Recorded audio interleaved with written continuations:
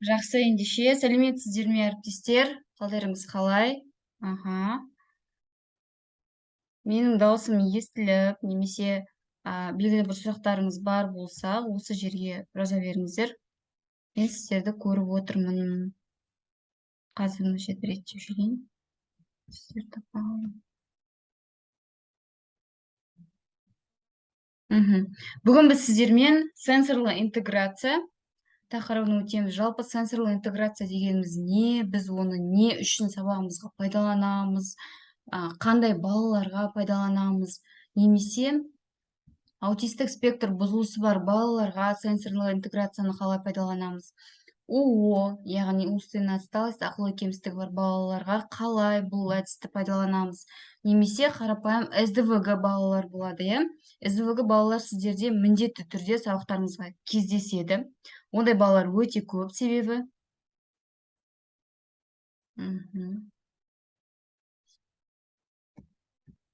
Так, қазір мен сіздердің таппағым.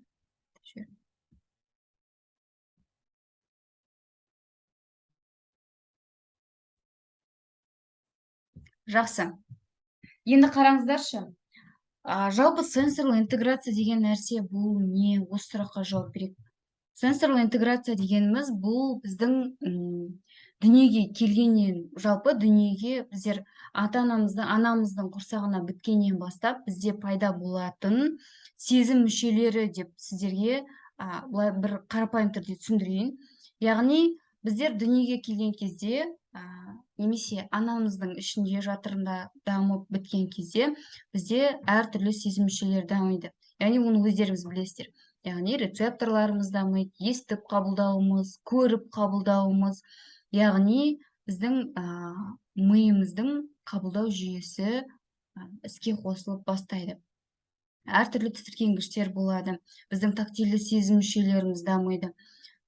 Соның барлығы бізде сенсорлы интеграция болып саналады. Ал енді қараңыздаршы, сенсорлы интеграция бұл анасының ішінде жатқан кезде балаларда қалай дамиды. Осы нәрсені сіздер, бұны әрине сіздерге жұмыс жасау барысында сіздерден бұл нәрсе сұралмайды, бірақ маман есебінде сіздер осы нәрсенің барлығын, баланың онтогенезін дүниеге келгеннен бастап даму процесін сіздер міндетті түрде білу керексіздер. Немесе баланың жатырға біткендегі, яғни анасының құрсағына біткендегі белгілі бір болып жатырған құбылыстарды, өзгерістерді сіздер білу керексіздер. Және қай аптада баланың қай сезім мүшелері дамиды, соны да сіздер білу керексіздер. Және үйге тапсырма міндетті түрде бірден айтып жіберейін. Осының барлығын сіздер кәдімгі дәптерлеріңізге жазу керексіздер. Бұл скриншоттап немесе оны түсіріп алып керек емес, кәдімгі дәптерлеріңізге ашып жазыңыздар, ұмытпайсыздар сол кезде. Жақсы, енді қараңыздар. Бала анасының құрсағына біткеннен кейін 6-7 аптасында кішкентай адамның алғашқы сезім мүшелері пайда болады. Яғни бұл дегеніміз вестибулярный аппараттар пайда болады. Енді қараңыздаршы, сонда вестибулярный аппарат дегеніміз не? Осы нәрсені мұқият жаттап алайық, себебі вестибулярный аппарат сіздерде сенсорлы интеграция кезінде өте маңызды сезім мүшелерінің бірі болып саналады. Вестибулярный аппаратымыз біздің ол біздің құлағымызда орналасады. Құлағымызда, яғни қараңыздар, біздің бүкіл денеміздің тепе-теңдігіне жауап беретін біздің мүшеміз болып саналады. Яғни баланың бүкіл өмірін қозғалыста өткізеді. Яғни бала анасының жатырына біткеннен кейін, яғни ультрадыбыстардың көмегімен ұрықтың дамуын байқап, оның қозғалысын байқауға болады. Немесе жалпы анасы өзінің ішінде де баласын сезуі әбден мүмкін. Бірақ енді 6-7 апталарында баланың вестибулярлы аппараты дамиды, яғни баланы УЗИ-ға түсірген кезде, немесе басқа да бір белгілі ультрадыбыстар пайда болған кезде бала қозғалып, жыбырлап бастайды. Яғни бала оңға қозғалуы, солға қозғалуы, бір А пунктіне Б пунктіне жетуі деген секілді, бұның барлығы баланың вестибулярлы аппараты болып саналады. Яғни вестибулярный аппарат балада бұзылған кезде не болады, біз қазір алдағы уақытта тағы да өтетін боламыз. Ал енді келесі 7,5 аптасында ұрықта терінің сезімталдылығы пайда болады. Яғни біздер сұраймыз ғой баладан, мысалы, бала неге үлкен дәретке баратынын айта алмайды, неге үлкен дәретін сезінбейді, немесе дискомфорт балаға неге тудырмайды, немесе бала неге мына кейбір ата-аналар айтады, мен баламды ұрып қалсам да, соғып қалсам да, ол бәрі оны сезбейді дейді. Яғни бұның барлығы баланың тактильді сезім мүшелерінің дұрыс дамымағандығы болып саналады. 7,5 аптасында балада сезімталдылық пайда болады. Яғни бала не істейді? Біріншіден, бұл жерде ең бірінші ауыз айналасындағы рецепторлар, сезім мүшелері дамиды. Яғни сору рефлексі қалыптасады. Сіздер сондай баланы көрдіңіздер ме? Жалпы мына УЗИ-ға түсірген кезде бала саусағын сорып жатады. Бұндай балалар өте көп.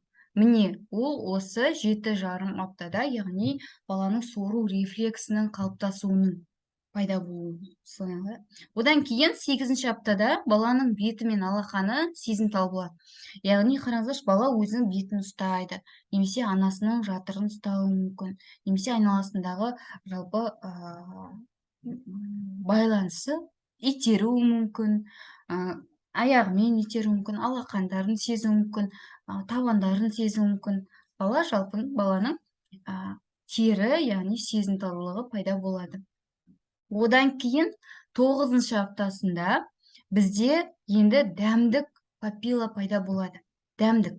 Яғни бұл жерде не істейді? Бала дәм сезіп бастайды. Көп жағдайда бізде, мысалы, былай деп айтып жатады, мен жүкті болған кезде бір нәрсе жегім келеді. Негізі бұл өтірік деп те айтып жатады, бірақ әрине бала белгілі бір 9 аптасына келген кезде дәмдік рецепторлар пайда болып бастайды. Міне осы кездерде анасында да әртүрлі процесстер жүруі мүмкін. 14-16 аптада ұрық ести бастайды. Міне, уже 14-16 аптаға келген кезде біздер аналарға көбінесе айтамыз, баламен сөйлесіңіздер, балаға жақсы жайлы музыка тыңдатыңыздар, баланың естіп қабылдауын дамытыңыздар, бала естиді, баламен байланысқа түсіңіздер деп айтып жатады көбінесе. Міне осы 14-16 апталығында.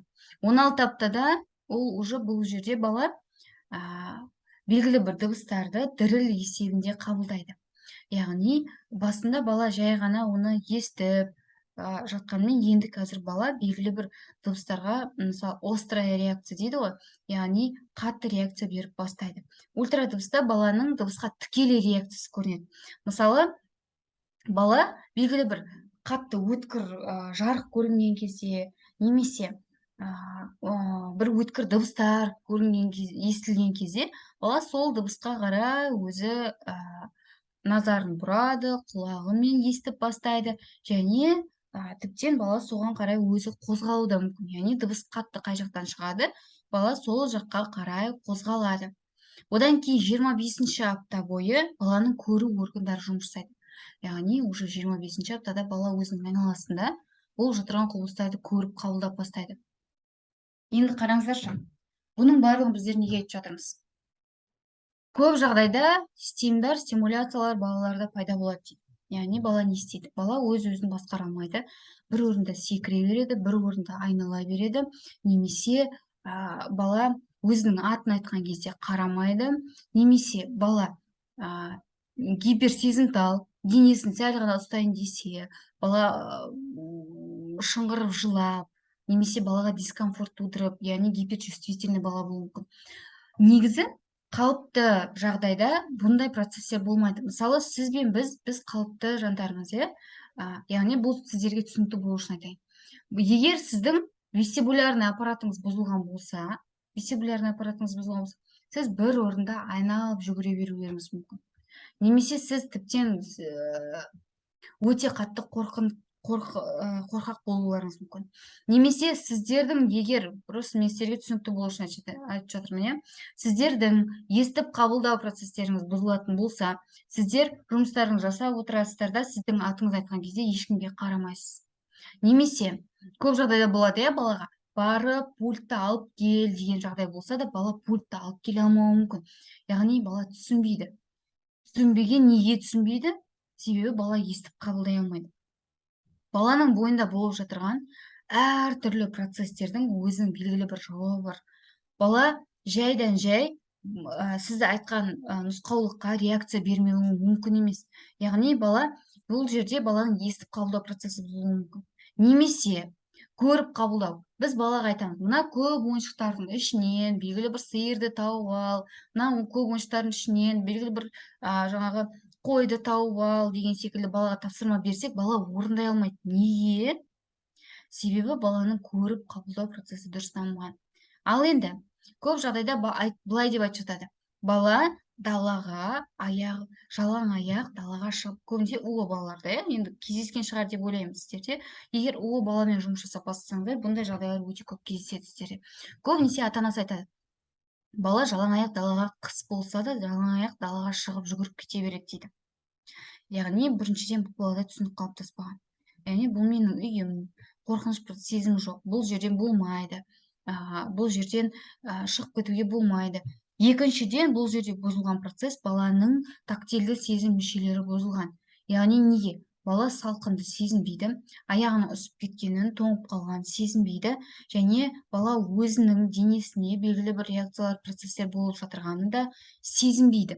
Яғни бұл дегеніміз не? Бұл дегеніміз баланың тактильді сезім мүшелері бұзылған, бала өзінің денесіне болып жатырған құбылыстарды сезіне алмайды деген сөз. Сонда сенсорлы интеграцияны біз қандай жағдайда балаларға жүргіземіз? Қараңыздаршы, сенсорлы интеграцияны біздер ең бірінші естіп қабылдау бұзылған балаларға жүргіземіз. Яғни естіп қабылдау, қазір біздер бұларға жеке-жеке тоқталып аламыз, жай ғана бір шолып өтейін. Одан кейін пропрецепция, яғни тағы да біздің маңызды жүйелеріміздің бірі. Одан кейін жаңа айтып жатырмыз, вестибулярлы аппаратының бұзылуы баланың. Одан кейінгі тактильді сезім мүшелерінің бұзылуы. Мына нәрсені мұқият жазып алыңыздар, мұқият тыңдап алыңыздар. Неге? Себебі ертең сенсорный интеграция жүргізу керек бала келген кезде, сіздер осы процестің барлығына диагностика жасайсыздар. Және осы процестің барлығын жеке-жеке тексеріп жұмыс жасайтын боласыздар. Одан кейін көріп қабылдауы, дәм сезу мүшелерінің бұзылуы, иіс сезу мүшелерінің бұзылуы. Міне, осы процестер балада бұзылған кезде біздер міндетті түрде балаға сенсорный интеграция жүргіземіз. Ал енді қазір бұларға біз жеке-жеке тоқталамыз. Сонымен вестибулярлы аппарат дегеніміз не? Немесе пропрецепция дегеніміз не? Осы сұраққа жауап берейік. Яғни егер баланың вестибулярлы аппараты бұзылатын болса, жаңа мен айттым, біздің негізгі вестибулярлы тепе-теңдікті реттейтін аппаратымыз, ол біздің құлағымызда орналасады. Көп жағдайда мына құлақ ауруына ұшырағандар, немесе ұзақ ауырып құлағы естімей қалған балалар, немесе басқа да бұзылыстары бар балалар көбінесе осы, әрине бұл мойыншықтың зақымдануы, бірақ көбінесе вестибулярный аппаратымыз құлағымызда орналасады.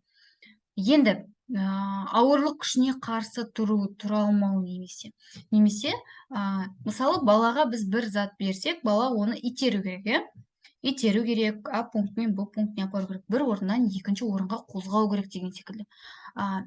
Бұл осы жаттығуды жасай алмайтын балалар бар. Диагностика барысында осы жаттығуды балаға жасатып көрсеңіздер болады. Мысалы, ауыр бір үстелді немесе бір партаны балаға қозғалтып көріңіздер, егер бала оны жасай алмайтын болса, яғни бұл баланың вестибулярлы аппараты немесе пропрецепциясы бұзылған болуы мүмкін көп жағдайда. Поза, яғни бала бір позадан екінші позаға ауыса алмайды. Яғни біз балаға айтамыз, мостик жаса, содан кейін тұрып бірден қолыңды көтер жоғарыға. Яғни бұл жерде бала бір қимылдан екінші қимылға ауыса алмауы мүмкін. Көз қозғалысы, көздің қозғалысы. Көбінесе біздер айтып жатамыз, бала біздің көзімізге тура қарамайды, біздің көзімізге қарамайды. Аутистік спектр бұзылысы бар балалардың белгілі бір симптомдары, басты белгілерінің бірі осы көзге тура қарамау деп айтып жатамыз. Неге? Себебі бұл жерде де тепе-теңдікті бала сақтай алмайды. Тепе-теңдік дегенге келгенімізде тағы да. Одан кейін бұлшықет тонусының төмен болуы. Көбінесе мына қарапайым өмірде де балалардың вестибулярный аппараттары нашар дамуы мүмкін. Яғни бұндай жағдайда бала не істейді? Бұндай жағдайда бала сабақта отырған кезде баланың еш нәрсеге ынтасы болмайды. яғни бала постоянно ұйықтағысы келеді әрқашанда. Яғни бала маужырап жатқысы келеді, белгілі бір қызығушылығы болмайды. Яғни бұл неге деген бұл жайдан жай Алло, бала. Иә, иә. Айна ханым, алло. саламатсыз ба? Ай, Айнагүл, сен басқа жаққа звондап жүрсің ғой. Айнагүл ханым, саламатсыз ба дейді. Так, жақсы. Келесі бізде қараңыздар. Қазір мына жаққа тоқталайық бірден. Ал енді тактильді сезім мүшелерінің бұзылуы. Қараңыздаршы, мысалы, көбінесе ата-аналар айтып жатады. Мен балам саусағын сора береді дейді, иә? Саусағын сора береді, мен білмеймін уже не істетуге дейді. Мен барлық заттың бәрін пайдаланып көрдім дейді. Бәрібір де ол бала саусағын сора береді дейді. Яғни бұл дегеніміз баланың тактильді сезім мүшелерінің бұзылғандығының белгілі бір белгісі болып саналады. Одан кейін ата-аналар айтады, иә? Мен балам кез келген нәрсені аузына сала береді дейді. Ол тас па, ол шөп пе, ол бір жерде жатқан лас бір нәрсе ме, немесе ол кез келген, енді кез келген тіптен жәндіктерге дейін ауздарына салып жүруі мүмкін. Бұл дегеніміз баланың тактильді сезім мүшелерінің бұзылғандығы болып саналады. Немесе одан кейінгісі, бұл бізде баланың дәм сезу процесінің бұзылуы. Тактильді сезім мүшелерінде кейбір балалар бар, әрқашан біреуді сипағысы келеді, біреуді ұстағысы келеді, біреудің шашын ұстағысы келеді, немесе мамасынан қасынан бір елі қалмай жабысып жүргісі келеді, немесе қазір бұларға тағы да жеке-жеке тоқталамыз. Жалпы баланың терімен жанасу процесінің бұзылуы деп айтайық. Ана мен баланың байланысы. Көп жағдайда біздер айтып жатамыз, иә, мамасына жабысып, әрқашан мамасының қасында жүреді, мамасынан бір елі қалмайды. Немесе деп айтып жатам, мамасымен байланысы қатты деп айтып жатам, бірақ бұл жерде кері процесс те бар. Яғни бала не істейді? Бала өзінің мамасының ұстағанын, денесін сипағанын, немесе мамасымен, ата-анасымен байланыс жасаған қаламайтын да балалар бар. Яғни, енді бұл балаларды көбінесе былай очень грубо деп айтайық, грубо айтқан кезде дикий деп айтады, біреу жақындаса, біреу бір нәрсе айтса, немесе бір кішкене жүр, мен сені қолыңнан ұстайын, мына жерге алып барайын деген нәрсені түсінбейтін балалар бар. Әрине бұл балаларда көбінесе енді в основном біздер о балаларға жатқызамыз. Так, енді қараңыздар. Өте маңызды бір этаптарға келдік. Ал енді бұны біз қайдан анықтаймыз? Сонда біз жақсы, бұның барлығын айтып жатырмыз. Сонда сенсорлы интеграцияның бұзылуының нағыз белгілері қандай болады? Сонда қай жүйе бұзылған кезде балада қандай процесстер болады? Осы сұраққа жауап берейік. Ең алдымен баланың тактильді сезім мүшелері бұзылған кезде. Тактильді, яғни жанасу. Тактильді сезім мүшелерінің қабылдауының төмен болған кезде бала әрқашан жанасуды іздейді. Қараңыздаршы, көбінесе біз балаларға ренжиміз, иә? Балаларға айтамыз, сен неге басыңды жерге соғасың дейді, балалар болады, көбінесе аутистік спектр бұзылушылар балалар. Басын бала жерге соғады, өзін-өзі ұрады, өзін-өзі тырнайтын балалар бар, өзін-өзі тістейтін балалар бар. Бұл балалар біреуге зиян келтірмеуі мүмкін, бірақ өзінің өзі жарақаттауы мүмкін. Ал неге деп ойлайсыздар? Себебі біз өмірге келген кезде сіз бен біз тактильді сезім мүшелерді біз табиғатымыз бойынша біз талап етеміз. Біздің организмімізге ол нәрсе керек. Жанасулар, ауырсынулар, белгілі бір әртүрлі процестердің болуы бізге керек нәрсе. Бірақ осы процесс балада бұзылған кезде бала оны іздей бастайды. Яғни бала ауырсынуды сезбеген кезде, ол өзін қатты тырнаған кезде, оның миға сигнал кішкене болсын ауырсыну барады. Ауырсыну барған кезде бала рахаттанады. Осы нәрсені сіздер түсіну керексіздер. Бала бостан босқа ол өзін өзі тырнап, өзін өзі тістеп, өзін өзі зақымдалмайды. Яғни бұл балаға тактильді сезім мүшелерін қабылдау төмен. Ол соны іздейді, бала іздеп жатыр. Ал енді біз бұл балаға не істейміз деген сұраққа мысалы тағы да өтеміз, бірақ бұл түсінікті деп ойлаймын. Яғни балаға ауырсыну қызметтерін ауырсыну емес, бұл жерде ауыр заттарды көтерткізу, ауыр заттарды сүйрету, ауыр заттармен жұмыс жасау жалпы керек болады. Содан кейін тактильді сезім мүшелерін қабылдау төмен болған кезде бала жанасуды іздейді. Бұндай балалар байқасаңыздар диванның астына кіріп кетеді көбінесе. Диванның жанында тығылып жатуы мүмкін, немесе столдың астына кіріп кетуі мүмкін, немесе шкафтың артына тығылып қалуы мүмкін. Әрқашан келген кезде шкафтың артына тығылғысы келеді, немесе мына ауыр көрпелерді жамылып жатуы мүмкін. Көбінесе бұндай балалар. Одан кейін бұндай балалар ауырсынуды және температураны нашар сезеді.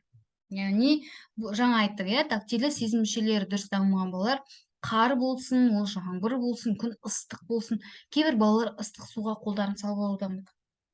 Мысалы біз айтамыз, о балалар, олар өз-өздеріне қызмет ете алмайды, олар белгілі бір енді қоғамға олар зиянды болмаса да, бірақ өз-өздерін жарақаттауы мүмкін дейміз.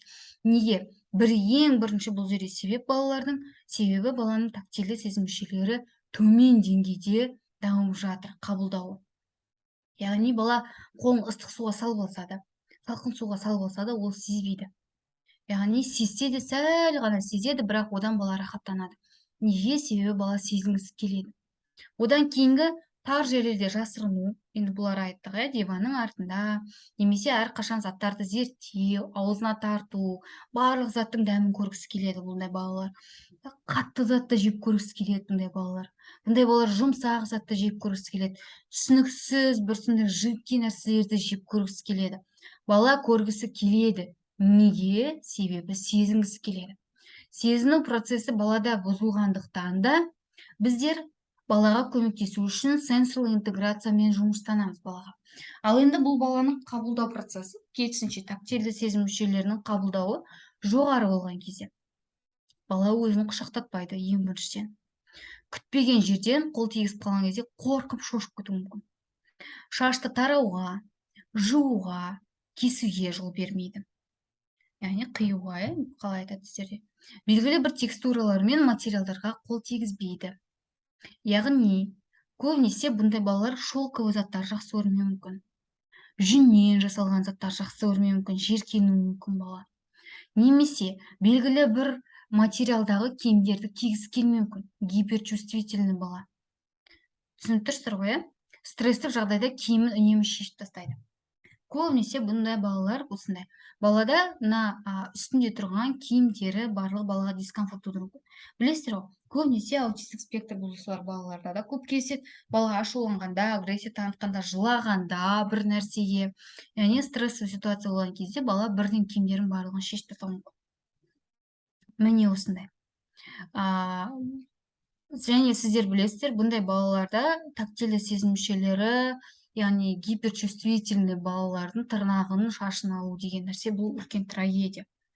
Оны қалай алады, сіздер білесіздер деп ойлаймын. Енді бұл жерде кері байланыс жазып, мына жерге жазып отырсаңыздар, бұндай балалардың шаштарын немесе тырнақтарын алған кезде көбінесе мына саусақтарының ұштарына резинканы байлайды, содан кейін мына қол жансызданып, кішкене уже қан жүрмей бастағаннан кейін барып алып тастайды. Онсыз балаға алу мүмкін емес тіптен. Себебі бала гиперчувствительный, біз оның баланың қолына, біз оның денесіне деген кезде, как будто бір балаға ине тығылған сияқты чувство болады. Сол себепті бұндай балаларға бірден жабысып, оны ұстап, керек емес, ондай балалармен ондай жұмыс жасауға болмайды. Сәйкесінше және баланың шашын алғанда да сол, баланың басына резинка кигізеді. Одан кейін әбден баланың басы кішкене қан жүру процесі тоқтағаннан кейін барып, енді тоқтаймыз ғой әрине, бірақ кішкене тоқтап, ана жерде сезім мүшелері кішкене әлсіреп төмендеген кезде барып шашын алады. Әйтпесе бұл балаға бір сондай адская боль дейміз ғой, яғни бала шыдай алмайтындай ауырсынулар болады. Ал енді баланың вестибулярлы жүйесі бұзылған кезде бізде қандай бұзылыстар болады? Вестибулярлы жүйе бала қабылдаудың төмендігі болған кезде бала бір орында айналып жүгіре береді. Мысалы айтамыз, осы бала неге жүгіре береді білмеймін, үйде жүгіре береді дейді, мамалар айтады. Яғни бұл баланың вестибулярный аппараты жүйесі дұрыс дамымаған, яғни төмен қабылдауы. Жиһаз немесе басқа да белгілерден секіргенді ұнатады. Бұндай балаларда қорқыныш болмайды. Олар шкафқа өрмелеп шығып кетуі мүмкін. Олар көбінесе мына терезеден де секіріп кетуі мүмкін, телевизорға мініп кетуі мүмкін. Бұндай балалар енді бала сезінбейді. Қорқыныш сезімі кеңістікте өзін-өзі бала өзін-өзі тепе-теңдікті сақтап ұстай алмайды. Және бұндай балалар әткеншекте тербелгенді ұнатады. Яғни бұл бала әткеншекте тербеле бергісі келеді. 1 сағат, 2 сағат болсын, бала әткеншекте тербеле береді. Және бұл балалар әрқашан жүгіріп жүреді, немесе секіреді. Бір орында секіре беруі мүмкін. Немесе сіздер білесіздер, мына өздерінің қолдарын бұлаңдата беруі мүмкін, бала өзінің көзінің алдын алып келіп деген секілді. Немесе қолдарын бала басқара алмауы мүмкін. Одан кейін ол балалар тез және күтпеген жерден қозғалыстар жақсы көреді. Немесе бұндай балалар қараңыздар, көлік немесе велосипед келе жатырған кезде олар резко жүгіруі мүмкін. Яғни бұл бала, жаңа біз айттық, тағы да сезінгісі келеді бала. Бала өзінің вестибулярный аппаратын сезінгісі келеді. Ол сезіне алмағасын сондай олқылықтар жасайды. Ол сезіне алмағасын ұзақ әткеншекте тербеліп әбден максимально басы айналған кезде ғана барып бала өзін-өзі сезініп бастайды. Одан кейінгісі енді қараңыздар, қабылдау вестибулярный аппаратының керісінше қабылдауы шамадан тыс болған кезде, яғни гиперчувствительный балаларда қандай болады? Гиперчувствительность жоғары болған кезде көбінесе балаларда олар бір ойынды, тыныш ойындар жақсы көреді. Яғни бала бір орында отырып ойнай беруі мүмкін. Және бұндай балалар қорқақ болады. Яғни биіктіктен немесе баспалдақты басқан кезде бір ступенькадан екіншісіне көтерілу немесе одан түсу деген сияқты бұл балаға үлкен қорқыныш. Велосипедпен жүруді үйрету мүмкін емес. Вообще вестибулярный аппаратты ең бірінші дамытатын бұл бізде велосипед болып саналады. Және жиі тепе-теңдікті жоғалтады. Яғни бала келе жатырып аяғына сүрініп кетуі мүмкін, немесе өзін-өзі кейде басқара алмай қалуы мүмкін деген сияқты. Әртүрлі осындай жағдайлар болады. Одан кейінгі бізде баланың пропрецептивті жүйесінің бұзылуы, яғни бұл жүйе бұзылған кезде, бұл жүйе бізде жүйенің қабылдауы төмен болған кезде бала ішкі навигация және кедергілерден аулақ болу проблемалар дейді. Яғни бала бұл жерде көбінесе өзінің аяқ астына қарамайды, кедергілерден өте алмайды. Егер байқасаңыздар, сіздерге егер осындай балалар кездессе, оларға әртүрлі сіздер кедергілер қойып қойсаңыздар, немесе бұл балаларға белгілі бір мысалы А пунктінен Б пунктіне бала жетеді делік, яғни бала А пунктінен Б пунктіне бара жатырған кезде жолына әртүрлі кедергілер қоямыз, шелек қоямыз, немесе балансир қойып қоямыз деген сияқты. Бала оны көрмейді. Яғни тура жүре беруі мүмкін. Ол жерде ол кедергі жатыр, оны айналып өту керек, немесе оны деген басқа да онымен жұмыс жасау керек. Менде қазіргі таңда дәл осындай өзімнің 3 оқушым отыр. 3 оқушы. Үшеуінде де осы жүйе, яғни пропрецептивті жүйесі баланың бұзылған. Яғни бала А пунктіне Б пунктіне жету үшін бұл жерде жолында тұрған кедергіні мүлдем көрмейді. Одан кейін бала жаяу жүрген кезде көбінесе аяқтарын ұрып алады, аяқтарын соғып алады, құлайды, өзінің аяғына өзі шалынады. Көбінесе осындай жағдайлар болады. Одан кейін еденге немесе үстелге отырған кезде орындықта бала бір орында шайқала беруі мүмкін. Немесе аяғы жерге тимей отырса, балада паника басталуы мүмкін. Көбінесе бізде сондай да оқушылар бар. Яғни бала отырышқа отырған кезде міндетті түрде аяғы жерге немесе отырышқа тиіп тұру керек. Ал егер оған тимесе, балада белгілі бір деңгейде паника немесе сондай бір қорқыныштар басталуы мүмкін. Ал енді Керісінше, пропрецептивті жүйе бізде қабылдау жоғары болған кезде, яғни гиперчувствительный болған кезде, бұл жерде бала не істейді? Бала ұзақ уақыт тоқтаусыз батутта секіруі мүмкін. Яғни бала секіре береді, батутта тоқтамайды мүлдем. Біздің өзіміз секірген жағдайда, біз ұзақ секірсек, біздің жүрегіміз айнайды, біз уже басымыз айналып бастайды. Бірақ бұл балаларда ондай болмайды. Және бұндай балалар әдетте жиі диванда, жерде жатуы мүмкін. Тұрғысы келмейді, жерде жата бергісі келеді бала. Міне. Естіп қабылдаудың төмендігі. Яғни бала көбінесе, егер баланың естіп қабылдау төмен болса, яғни сенсорикасы чіп деген секілді өшіп қалса, көбінесе бұл балалар не істейді? Бұл балалар өзінің атына қарамайды. Яғни бала қабылдай алмайды, төмен. Өте қатты музыка мен теледидарды жақсы көреді. Музыка қатты шығып тұрса, яғни бала айтып тұрмыз ғой, естіп қабылдау төмен. Ребенок хочет это почувствовать. Сезінгісі келеді баланы, сезіне алмайды никак. Мысалы, біз балаға қатты музыканы қосып қоятын болсақ, баладан рахаттанып отырады. Неге? Себебі сәл болсын музыканы қабылдап отырады, дыбысты. Және балаға мысалы жай қай жақтан музыка шығып тұр, қай жақтан дыбыс шығып тұр деген нәрсені бала ажырата алмайды. Бұл құлақ естімейді деген сөз емес. Бұл баланың естіп қабылдау процесі төмен деген сөз. Яғни баланың сенсорикасы дұрыс дамымаған. Бала өзімен өзі сөйлеседі, бұндай балалар көбінесе. Және бұндай балалар шулы жерлерді жақсы көреді. Бұл көбінесе енді тек қана бұндай балаларды енді біз өзіміз немесе аутистік спектр бұзылысы бар, немесе басқа да балалармен жұмыс жасағандықтан біз солай айтып жатырмыз. Бірақ қарапайым өмірде де осындай адамдар болады. Шулы жерді, шулы музыканы жақсы көретін адамдар. Бұл адамдардың барлығында да естіп қабылдауы төмен болады. Ал керісінше, естіп қабылдау жоғары болған кезде не болады? Бала құлағын қолымен жабады, шыңғырады, әртүрлі бір олқылықтар көрсетуі мүмкін. Кранның суы тамшылап тұрғаны, сағаттың тиктары, судың ағуы, барлығын бала естіп отырады және соған елеңдеп отырады.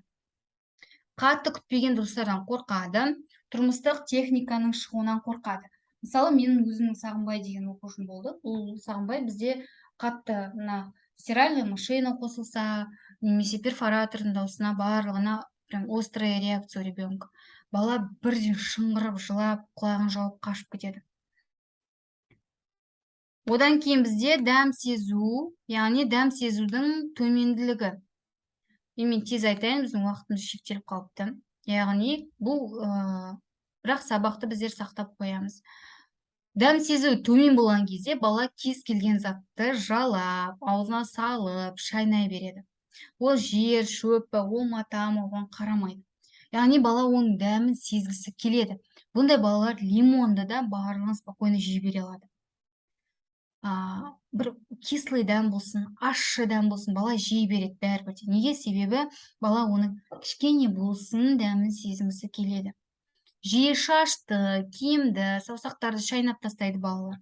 Немесе әрқашан сорып жүруі мүмкін. Ерте жаста өскеннен кейін де заттарды аузына үнемі тартады. Ондай балалар көбінесе 15 жаста болсын, 14 жаста болсын, бәрібір аузына сала беруі мүмкін.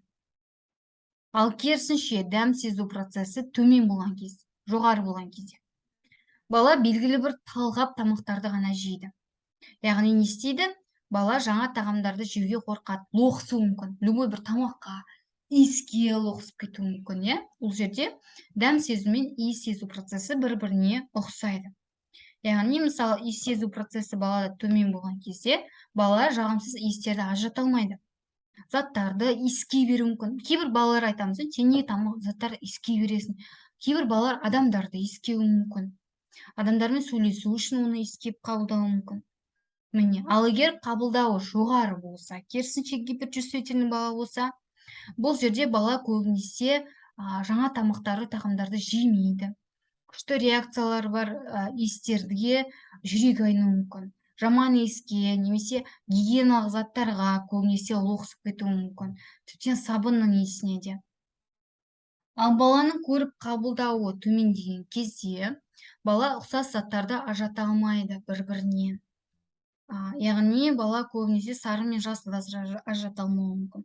Немесе қой мен сиырды тіптен бір-біріне ажырата алмауы мүмкін. Содан кейін көздің қозғалысын бақылау қиын. Яғни көзіне тура қарай алмайды. Қатты жарықты жақсы көруі мүмкін, жарыққа кәдімгідей қарап отыра беруі мүмкін. Көзбен бірге қолы бірге қимылдайды. Яғни қолын көзінің алдына келіп секіретін балалар бар, иә? Міне сондай балалар осы көзбен бірге қолды қимылдататын балалар. Яғни қабылдауы төмен. Ал енді керісінше көріп қабылдау жүйесі бізде жоғары болған кезде бала қатты жарықтан қорқады, көзін жиі жыпылықтата беруі мүмкін, көзін жауып алуы мүмкін, қараңғы жерден шыққысы келмеуі мүмкін. Көбінесе қараңғы жерде рахаттанып ойнап отыруы мүмкін. Және бұндай балалар көзге тіке қараудан қашады. Көз негізі бізде өте бір сондай өткір болып саналады. Ал бұндай балалар ондай өткір көзге қараған кезде бірден көзін алып қашуы мүмкін. Және тек ойыншықтармен, заттармен ойнағанды артық көреді, өзінің ойыншықтарымен. Біреудің жаңа ойыншықтарын ала алмайды, алғысы келмейді, немесе кей кезде бұндай балалар тәуелді болуы мүмкін. Бір затқа, басқа затты қабылдай алмауы мүмкін, бір киімге, бір ойыншыққа, немесе басқа да сол секілді заттарға. Міне, жалпы сенсорлы интеграция дегеніміз бізде осы. Сенсорлы интеграциямен жеке-жекенді қалай жұмыс жасау барысын сабақ барысында сіздермен жаймен өте беретін боламыз. Топқа жазайық, кері байланыс жасайық. Мені түсіндіңіздер деп ойлаймын. Түсінбеген сұрақтарыңыз болса, топқа жазыңыздар. Міндетті түрде жауап береміз. Түсіндік қой, иә?